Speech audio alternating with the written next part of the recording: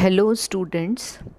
Today, under this unit, drug administration, we will discuss about the procedures of drug administration. In our previous PPT, we have already discussed about the various routes of administering a drug. So, let's start with the procedures. Our first procedure, what we will discuss about is enteral drug administration. First one is we can say enteral और oral drug administration. Enteral का मतलब होता है कि delivery of any medicine that is absorbed through the gastrointestinal tract, जो कि GI tract में जाएगी और वहीं से अब्जॉर्ब होएगी, उसको हम बोलते हैं enteral drug administration. Enteral drug administration में मैंने आपको बताया ओरल मेडिकेशंस आते हैं. ओरल मेडिकेशन में हम पहले भी डिस्कस कर चुके हैं कि इसको हमने सब डिवाइड किया था सबल्यूंगल और बक्कल में. सबल्यूंगल का मतलब होता है when the medication is placed under the tongue, okay, and buckle का मीनिंग होता है when the medication is placed between the patient चिक एंड गम. ओरल कैविटी में जब मेडिसिन को रखते हैं या टंग के ऊपर, उसको बोलते हैं बक्कल. Next, oral medication. एक ओरल मेडिकेशन को देने से पहले हमें ट्रे प्रिपेयर करनी पड़ती है. तो अ ट्रे और trolley should be set with क्या क्या होना चाहिए. First, drug to be administered, water in a jug, glass on a saucer, all in the tray, spoons, mortar and pestle, towel, straw, spatula, patients folder, treatment chart and pen. ये चीज़ें हमारी tray में available होनी चाहिए. Okay. Next, gastric tube administration. Gastric tube administration या NG, naso gastric tube भी हम बोलते हैं. ये भी क्या करेगी, डायरेक्टली हम मेडिकेशन जो देंगे वो डायरेक्ट जीआई सिस्टम में जाएगी. तो gastric tubes provide access directly to the GI system. इसको हम डिटेल में, तुम्हारे यूनिट है एलिमिनेशन एंड न्यूट्रिशन, उसमें इसका प्रोसीजर पढ़ेंगे कि एनजी ट्यूब इंसर्शन वगैरह कैसा होता है.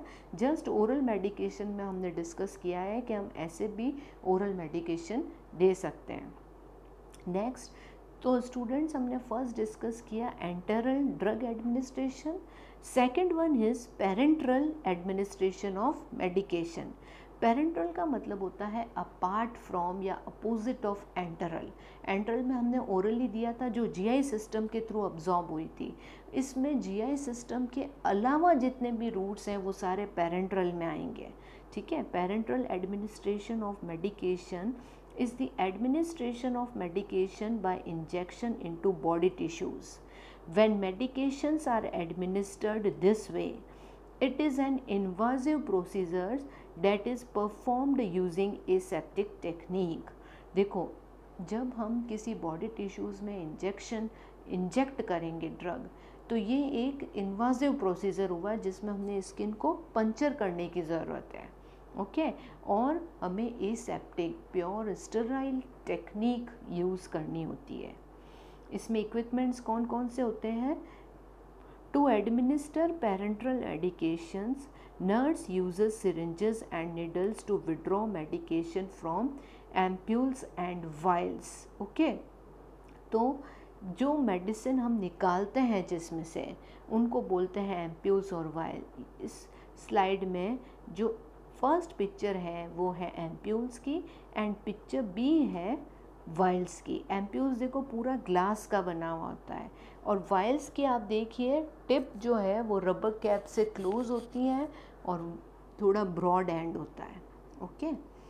Next, syringes. अब हमने देखा कि मेडिकेशन देने के लिए जो भी पेरेंट्रल मेडिकेशन है we need syringes and needles. तो अब हम डिस्कस करते हैं सिरिंजेस के पार्ट, उसके बाद में हम डिस्कस करेंगे निडल और निडल के parts. Okay. So let's start with syringes. Syringes have 3 parts. कौन कौन से 3 पार्ट्स होते हैं. The tip which connects with the needle. Syringe का जो फर्स्ट पार्ट है, आप डायग्राम में देख सकते हैं, लेबलिंग की हुई है. जो tip of the syringe which connects with the needle, ये जो टिप है वो निडल से कनेक्ट होगा. द बैरल और outside part on which the scales are printed. जो बैरल वाला पार्ट है जिसके अंदर मेडिसिन को फिल करते हैं, ये कैलिब्रेटेड होता है, स्केल इसके अंदर प्रिंट होती है और एम रीड करते हैं हम कि कितनी ml मेडिसिन लेनी है। And the plunger which fits inside the barrel, जो बैरल के अंदर जो पार्ट है वो है प्लंजर, जो कि बैरल के अंदर फिट होता है। ओके, तो ये 3 पार्ट है सिरिंजेस के। Several kinds of syringes are available in different sizes, shapes and materials. Syringes range in sizes from 1 to 60 ml. A nurse typically uses a syringe ranging from 1 to 3 ml in size for injections. Example, subcutaneous or intramuscular. देखो, वैसे तो syringes various shape sizes की आती है और market में 1 to 60 ml की syringes available है, बट अगर हमें सबक्यूटेनियसली या इंट्रामस्कुलरली कुछ मेडिसिन को एडमिनिस्टर करना है, इंजेक्ट करना है, तो we will use only 1 to 3 ml of syringes. Okay, next syringes. Next हम आपको दिखाते हैं 4 टाइप्स की सिरिंजेस, इस स्लाइड में आप देख सकते हैं। फर्स्ट वन है 5 ml सिरिंज की, सेकंड डायग्राम है 3 ml syringe, third one of tuberculin syringe, ठीक है, बीसीजी का और इंजेक्शन लगाते हैं इसके थ्रू, बीसीजी का vaccination. And fourth one is insulin syringe. Insulin syringes पे हमेशा जो कैलिब्रेशन होगा वो यूनिट्स में होता है। तो देखो, insulin syringe are available in sizes that hold 0.3 to 1 ml and are calibrated in units. ठीक है, नेक्स्ट देखते हैं needles. Most needles are made up of stainless steel and all are disposable. A needle has 3 parts. देखो, disposable needles होती हैं आजकल जो use में ले रहे हैं, रीयूजेबल निडल्स का यूज़ नहीं लेते हैं हम। और निडल के भी 3 पार्ट्स हैं। कौन कौन से?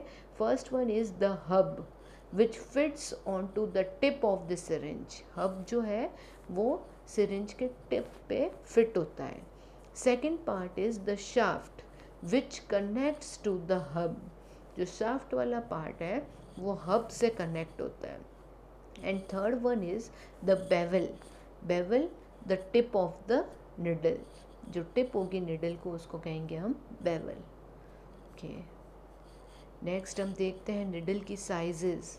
तो निडल की साइज़ देखो, जितना गॉज कम होगा उतनी निडल की साइज़ जो है वो बड़ी होगी, उतना ही उसका डायमीटर। गॉज एंड जो ये गेज है, गेज और डायमीटर, ये होते हैं इन्वर्सली प्रोपोर्शनल। ठीक है, तो 19 गेज की जो निडल है वो सबसे देखो मोटी दिखेगी, 20 gauge, 21 gauge, 23 gauge and 25 gauge. तो ये सब की आपको size you can compare with the diagram. The gauge varies from 18 to 30. Use longer needles for IM injection and a shorter needle for subcutaneous injection. Clear? Okay. Next, preventing needle stick injuries. How we can prevent needle stick injuries? First, one of the most potentially hazardous procedure that healthcare personnel face is using and disposing of needles and sharps. Needle stick injuries present a major risk for infection with hepatitis B virus, human immunodeficiency virus, that is HIV, and many other pathogens. Use appropriate puncture-proof disposable containers to dispose of uncapped needles and sharps. Never throw sharps in waste baskets. Never recap used needles. When recapping a needle, use a one-handed scoop method. This is performed by, जो one-handed scoop method है वो बताते हैं आपको कैसे। First, placing the needle cap and syringe with needle horizontally on a flat surface. Inserting needle into the cap using one hand, then using your another hand to pick up the cap and tighten it to the needle hub. देखिए students, इस diagram के through आपको scoop method जो है वो clear हो जाएगा।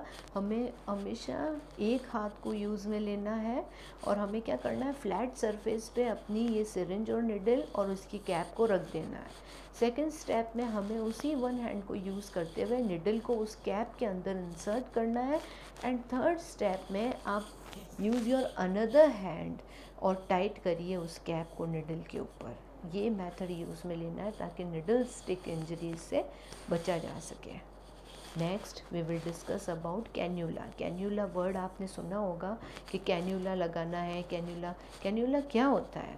अ cannula is a flexible tube that can be inserted into the body. एक ट्यूब लाइक स्ट्रक्चर है जिसको बॉडी में इंसर्ट किया जाता है।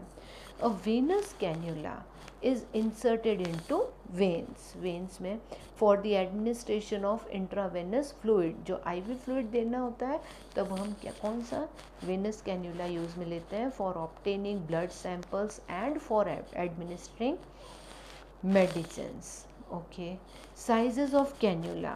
देखो ये जो पिक्चर है आई थिंक थोड़ी सी कम विजिबल है बट वी कैन रीड। देखो साइज ऑफ कैन्यूला, साइज़ और कलर जो है, किस कलर का कैन्यूला किस साइज़ का होगा और उसका क्या पर्पस है, ये बहुत इम्पॉर्टेंट है। जैसे first colour is orange colour का कैन्यूला जो होता है उसकी साइज़ होती है 14 गेज और उसको किस पर्पस के लिए, for trauma, rapid blood transfusion और सर्जरी।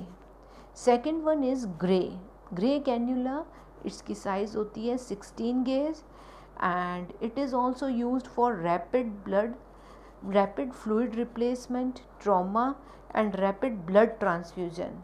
ओके, अगर हमें ब्लड ट्रांसफ्यूजन के लिए हमेशा हमें थोड़ी सी मोटी सिरिंज की ज़रूरत होती है, तो कम गेज की सिरिंज से और सबसे अप्रोप्रिएट 18 गेज की जो सिरिंज है वो यूज़ में लेते हैं हम। 18 गेज का जो कैन्यूला है उसको यूज़ में लेते हैं।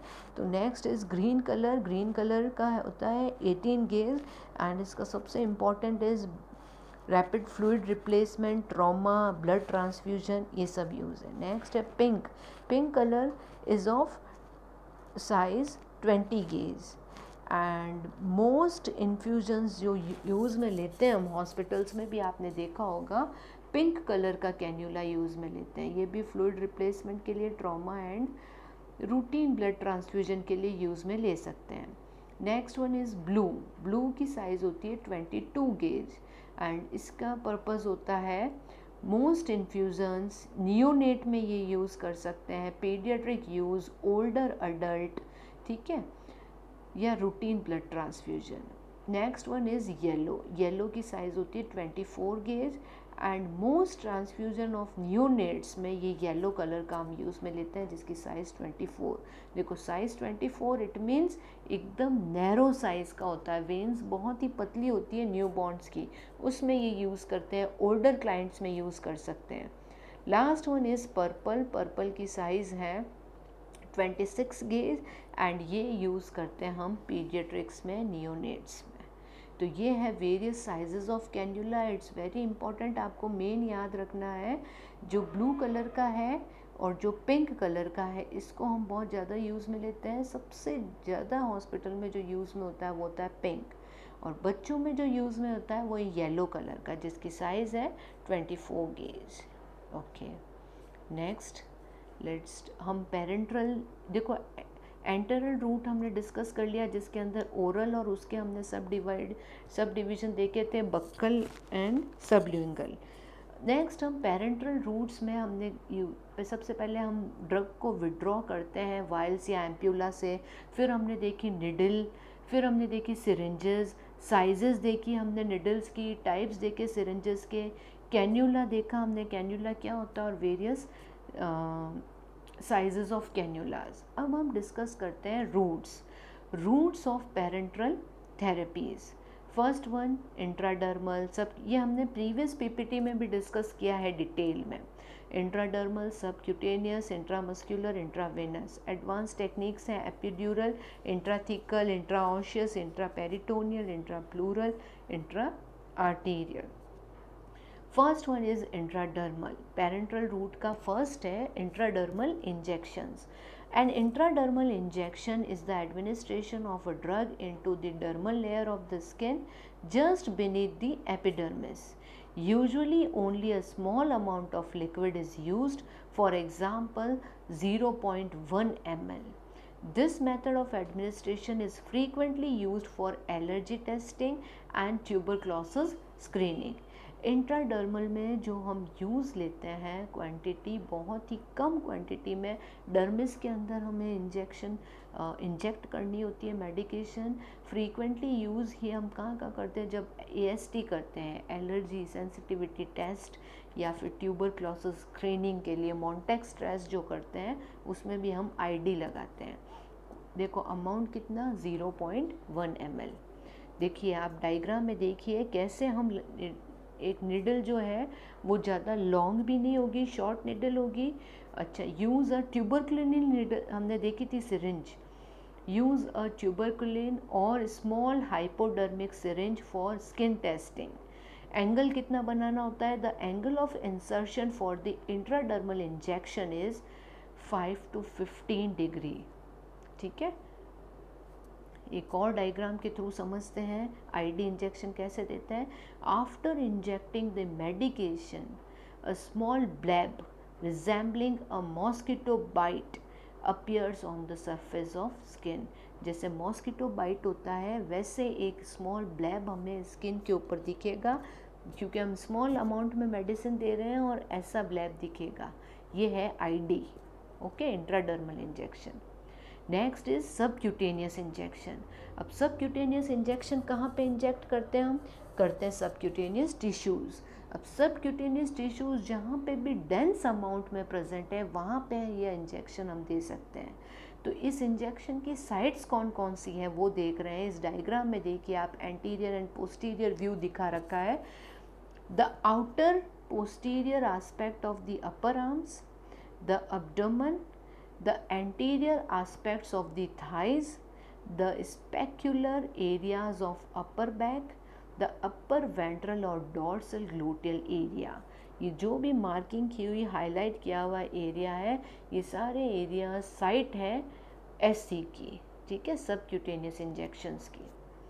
सो सबक्यूटेनियस इंजेक्शन का मैंने आपको बताया था, हम इसको 90 डिग्री के एंगल पे भी दे सकते हैं या फिर 45 डिग्री के एंगल पे देते हैं। सबक्यूटेनियस टिश्यूज़ जहाँ जहाँ डिपॉजिट है वहाँ पे दे सकते हैं। Kinds of drugs commonly administered, SC से हम क्या क्या देते हैं, इस रूट से हम वैक्सीन्स दे सकते हैं, pre operative medications, narcotics, insulin, heparin, ये सारे SC लगते हैं। ओनली स्मॉल वॉल्यूम्स, कितनी volume, 0.5 to 1.5 ml of medications are given subcutaneously. The angle of insertion for a subcutaneous injection is 45 degree, ठीक है, बट इसको हम 90 डिग्री पे भी दे सकते हैं। नेक्स्ट वन इज़, सो हमने डिस्कस कर दिया ID, इंट्राडर्मल इंजेक्शन कैसे देते हैं, सबक्यूटेनियस कैसे देते हैं। अब हम डिस्कस कर रहे हैं intramuscular injection. The angle of insertion for an IM injection is 90 degree. 2 to 5 ml of medication can be administered into a larger muscle for an adult। Okay, तो इसमें जो क्वांटिटी है, अमाउंट कितने ml हम inject कर सकते हैं, 2 से 5 ml, मोस्टली हम 2 ml ही यूज़ में लेते हैं। साइट कौन कौन सी IM इंजेक्शन की, तो IM इंजेक्शन जब मसल्स में लगता है तो कौन कौन सी मसल्स में लग सकता है, ventrogluteal, dorsogluteal, vastus lateralis and deltoid, rectus femoris. ये 5 मसल्स हैं जिनमें IM इंजेक्शन लगता है। अब हम डिस्कस करते हैं इन सारी मसल्स के बारे में। वेंट्रोग्लूटियल साइट कहाँ पे होती है, तो देखिए injection is given to gluteus medius muscle. Position client in prone or sideline position with the knee bent and raised slightly towards the chest. The nurse places the heel of the hand on the client's greater trochanter with the fingers pointing towards the client's head. देखिए इसको एक diagram के through आप समझ लीजिए कैसे करना है। प्रॉन पोजीशन में सीधा पेशेंट को लेटाना है, उसके बाद ग्रेटर ट्रोकेंटर पे अपना हाथ रखना है, जो अपना थंब है वो पेशेंट के ग्रोइन रीजन की तरफ होना चाहिए। इसमें जो अपनी इंडेक्स फिंगर है और जो मिडल फिंगर है, इन दोनों के बीच में एक एंगल बन रहा है और उस एंगल के बीच में वो इंजेक्शन हम इंजेक्ट करते हैं। Point the thumb toward the patient's groin and the index finger towards the anterior superior iliac spine. Extend the middle finger back along with iliac crest toward the buttock. The index finger, the middle finger and the iliac crest from a V-shaped triangle and injection site is the center of the triangle. देखिए एक और diagram से देख लीजिए आप कि कैसे triangle बनेगा और उसके बीच वाली जगह पे जब इंजेक्ट करेंगे तो ये है ventrogluteal site. Okay, index finger और मिडल फिंगर के बीच में जो एंगल बना और उसका centre part. Next is dorsogluteal. Dorsogluteal most commonly used site है अडल्ट्स में। इसमें हम क्या करते हैं, बटक को 4 पार्ट्स में डिवाइड कर देते हैं और इंजेक्शन हम उस एंगल पे लगाते हैं 90 डिग्री के एंगल पे अपर आउटर क्वाड्रेंट की तरफ। ये जो ब्लू पोर्शन आपको दिख रहा है वहाँ पे आप कहीं पे भी इंजेक्शन लगा सकते हैं। Injection is given to the gluteus maximus muscle. Position the client in prone position. Draw an imaginary line to divide the buttocks into 4 equal quadrants. Okay, 4 equal quadrant में डिवाइड करने के बाद जो अपर आउटर क्वाड्रेंट है वहाँ पे ये injection लगाया जाता है। Next is vastus lateralis. ये बहुत ही इम्पॉर्टेंट साइट है। थाइज में जो इंजेक्शन लगता है, अगर सिंपल वर्ड्स में बोलें, और पीडियाट्रिक यूज़ में बच्चों के बटक्स में इतना मसल्स जो हैं वो स्ट्रॉन्ग नहीं होते हैं, इसलिए हम थाइज में इंजेक्शन लगाते हैं। The muscle is located on the anterior lateral aspect of the thigh. देखो, anterior lateral aspect of the thigh में जो इंजेक्शन है वो इस मसल में लगता है। कैसे लगाएंगे, लैंडमार्क कैसे करना है? The landmark is established by dividing the area between the greater trochanter of the femur and the lateral femoral into thirds and selecting the middle third. ये देखिए, ये जिस हिसाब से ग्रेटर ट्रोकेंटर एंड जो लेटरल फिमोरल जो part है उसके बीच में 1/3 पोर्शन जो है वो इंजेक्शन के लिए यूज़ में लिया जाता है। Next one is deltoid side. Deltoid side जो आर्म्स पे, अपर आर्म्स पे जो लगता है, found on the lateral aspect of the upper arm. Locate the site by placing 4 fingers across the deltoid muscle with the top finger along the acromion process. The injection site is then 3 finger widths below the acromion process. इसमें हम क्या करेंगे, देखो 4 fingers जो हैं वो deltoid muscle पे acromion process पे रखेंगे। ठीक है, ये देखिए आप डायग्राम, इस डायग्राम में देखिए एक्रोमियन प्रोसेस एंड 4 फिंगर्स, उन 4 फिंगर के और थंब के बीच में जो ट्राइंगल बन रहा है वो है हमारी डेल्टॉइड मसल और इसमें हम इंजेक्शन देंगे वो है deltoid site. Okay, so I hope आपको डायग्राम से एक और व्यू है इस डेल्टॉइड इंजेक्शन का, डेल्टॉइड साइट का। देखो डेल्टॉइड मसल में किस तरह से दिया है IM injection. Next and last is rectus femoris. Rectus femoris में it is used occasionally for IM injection situated on the anterior aspect of the thigh. बहुत ही कम यूज़ में लेते हैं रेक्टस फेमोरिस। ये है anterior part of the thigh में जो इंजेक्शन लगता है। ओके, नेक्स्ट देखिए आप ये डायग्राम, इस डायग्राम में आपको लग रहा है intramuscular injection, subcutaneous injection and intradermal. आपको इससे पहले भी स्लाइड में मैंने डायग्राम दिखाया था जब हमने रूट्स डिस्कस किए थे। तो ये हमने आज डिस्कस किए कि ड्रग एडमिनिस्ट्रेशन के क्या प्रोसीजर्स होते हैं। Next one is important, Z tract method in intramuscular injection. जब भी हम आईएम इंजेक्शन देते हैं तो हमें जेड ट्रैक्ट मेथड से ही देना चाहिए, इट इज़ वेरी इम्पॉर्टेंट। चलिए डिस्कस करते हैं क्या होता है ये method. When administering IM injections, the Z-tract method be used to minimize local skin irritation by sealing the medication in muscle tissues. The Z-tract method has been found to be a less painful technique and it decreases leakage of irritating medications into subcutaneous tissues. देखिए ये कितना important है।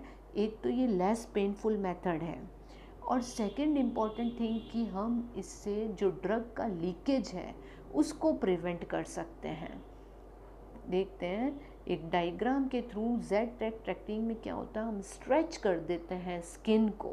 Stretch करने से क्या होगा कि जो जेड के शेप में एक वे बन जाएगा। देखिए कैसे। For administering in Z-tract method, pull the overlying skin and subcutaneous tissues approximately 2.5 to 3.5 centimeter laterally और डाउनवर्ड। हमें स्ट्रेच करनी है स्किन को पीछे की तरफ और डाउनवर्ड नीचे की तरफ। स्ट्रेच करने से कितना स्ट्रेच करना है, 2.5 to 3.5 सेंटीमीटर। ओके, फिर क्या करना है, hold the skin in this position, उसी पोजीशन में स्किन को होल्ड करना है until you administer इंजेक्शन। ये डायग्राम देखिए फिगर 2 में, इसमें स्ट्रेच किया स्किन को डाउनवर्ड एंड लेटरली और फिर इसने 90 डिग्री पे इंजेक्शन दिया है। With the needle at a 90 degree angle to this side administer the medicine को एडमिनिस्टर करें और फिर स्किन को रिलीज़ कीजिए। स्किन को रिलीज़ आप इस कंपेयर कर सकते हैं डायग्राम में, जब हमने स्ट्रेच किया था स्किन को और 90 डिग्री पे जो ड्रग दी थी और उसके बाद में जब हमने स्किन को रिलीज़ किया तो वो ड्रग देखिए एक ऐसा पाथवे जेड के शेप में जो पाथ बन गया है, तो ड्रग का लीकेज इम्पॉसिबल है।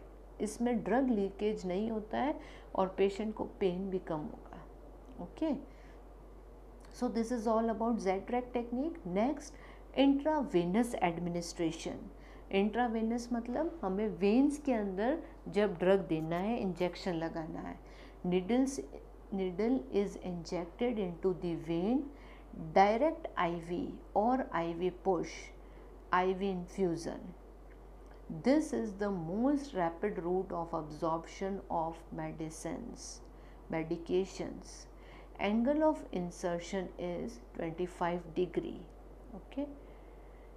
नेक्स्ट हम देखते हैं कौन कौन सी वेन्स हैं जो हम आईवी इंजेक्शन के लिए यूज़ में ले सकते हैं, या आईवी साइट्स कौन कौन सी है।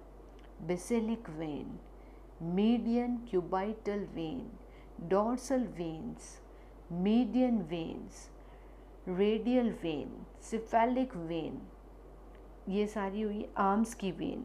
On the foot the veins are great saphenous vein and dorsal plexus.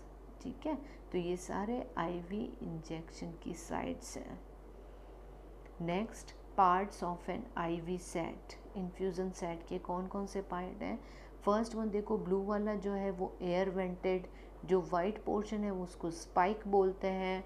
फिर होता है ड्रिप चैम्बर जिसके अंदर ड्रॉप्स में आईवी इन्फ्यूज़न आता है। फिर देखो वहाँ पे फ़िल्टर लगा हुआ है ड्रिप चैम्बर में। उसके बाद में ये ट्यूबिंग है। उसके बाद में रोलर क्लैंप है। रोलर क्लैंप को हम वो एंटी क्लॉकवाइज और क्लॉकवाइज रोटेट करके क्लोज और ओपन कर सकते हैं। उसके बाद में इंजेक्शन साइट है ऑरेंज वाला। उसके बाद में देखो कनेक्टर है और लास्ट में निडल है।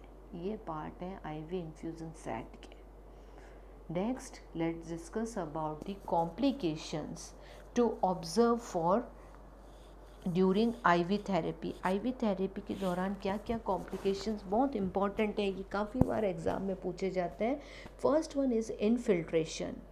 इनफिल्ट्रेशन मतलब क्या होता है? Escape of fluid into subcutaneous tissue due to dislodgement of the needle causing swelling and pain.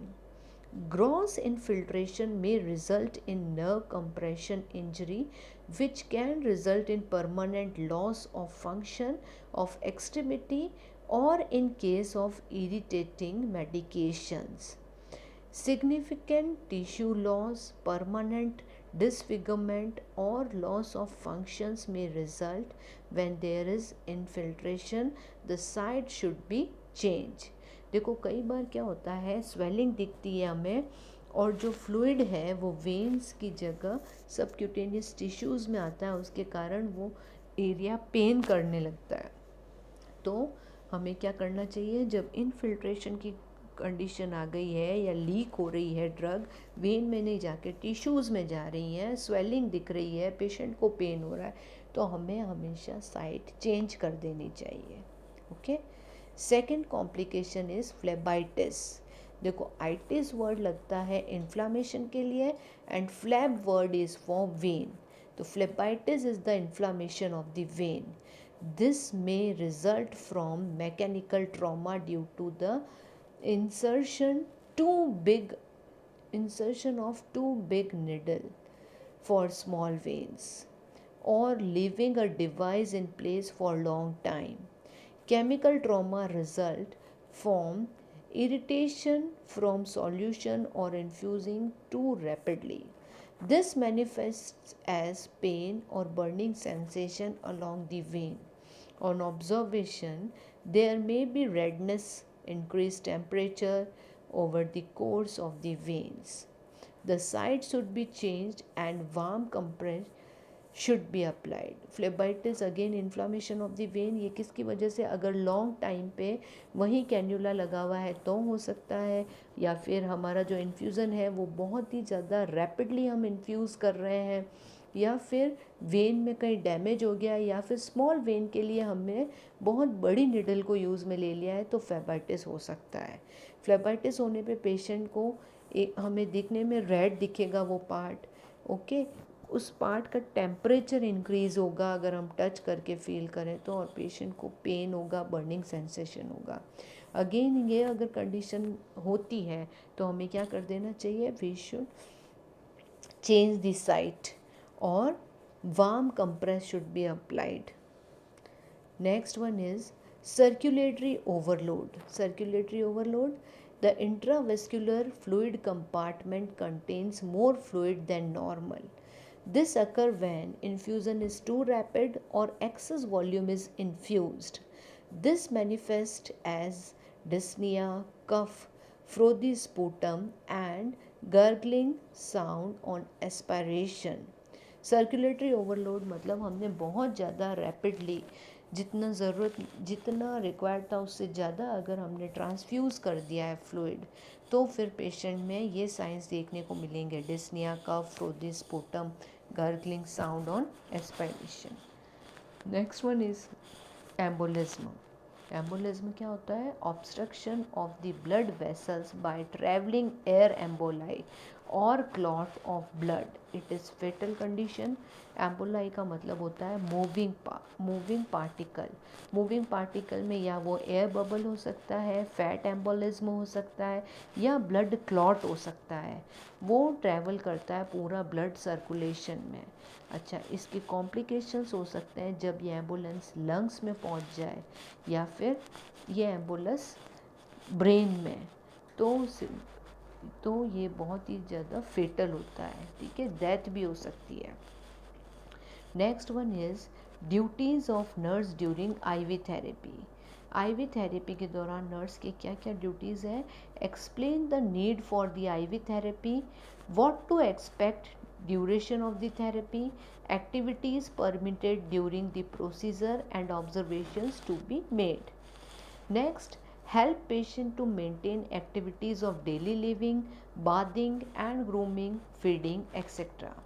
Observation should be made on the flow rate, patency of the tubing, infusion site, level of fluid in the infusion bag, bottle, patient's comfort and reaction to therapy. Change dressing on the IV line as may be necessary. Okay so students, ये हैं कुछ हमने पढ़े हैं drug administration के procedure. इस slide में हमने देखा सबसे पहले जो वेरियस रूट्स हैं, एंटरल ड्रग एडमिनिस्ट्रेशन रूट का प्रोसीजर देखा जिसमें ओरल। सेकंड हमने देखा पेरेंट्रल में हमने इसमें डिस्कस किया था जो सारे एंट्रनल के अलावा जो ओरल के बिना जो रूट्स हैं वो सारे डिस्कस किए एंड पेरेंट्रल में। उसके बाद में हमने देखी थी सिरिंजेस, निडल्स, इन सब की शेप्स, इन सब के बारे में डिस्कस किया था। उसके बाद में हमने देखा था कैन्यूला में हमने देखा कि वेरियस साइज़ के कैन्यूलास कौन कौन से कलर और क्या पर्पस होते हैं। उसके बाद में हमने रूट्स देखा जिसमें इंट्राडर्मल को हमने कैसे देते हैं ये इंजेक्शन 5 to 15 डिग्री, कैसा ब्लैब बनता है डायग्राम के थ्रू। नेक्स्ट सबक्यूटेनियस इंजेक्शन, इनकी वेरियस साइट्स देखी हमने, एंगल्स देखे। आईएम इंजेक्शन की जो मसल्स हैं, वेंट्रोग्लूटियल, इसको हमने डायग्राम के थ्रू भी आपको एक्सप्लेन किया। डॉर्सोग्लूटियल जिसमें 4 क्वाड्रेंट को डिवाइड करके अपर आउटर क्वाड्रेंट में IM injection. Vastus lateral pediatrics में यूज़ में लेते हैं, थाइज़ में जो इंजेक्शन लगता है। उसके बाद में डेल्टॉइड साइड जिसमें आर्म्स पे एक्रोनियम प्रोसेस के 4 फिंगर बिलो। नेक्स्ट हमने देखा रेक्टस फेमोरिस जो कि बहुत कम यूज़ में लेते हैं ये रूट। फिर हमने देखा जेड ट्रैक मेथड में पुल करते हैं स्किन को लेटरली एंड डाउनवर्ड, एक जेड वे बनाते हैं ताकि ड्रग का लीकेज ना हो और ये मेथड लेस पेनफुल है। नेक्स्ट हमने देखा आईवी वेन्स के अंदर जो इंजेक्शन देते हैं, आईवी के हमने वेरियस साइट्स डिस्कस की, पार्ट्स देखे हमने आईवी इन्फ्यूज़न। फिर हमने डिस्कस किया कॉम्प्लिकेशंस जिसमें first complication is infiltration, phlebitis, circulatory overload, embolism. फिर हमने देखा कि एक नर्स की क्या ड्यूटी होती है during IP therapy. I hope आपको इस स्लाइड में जो प्रोसीजर डिस्कस किए हैं वो समझ में आए होंगे। Okay, thank you.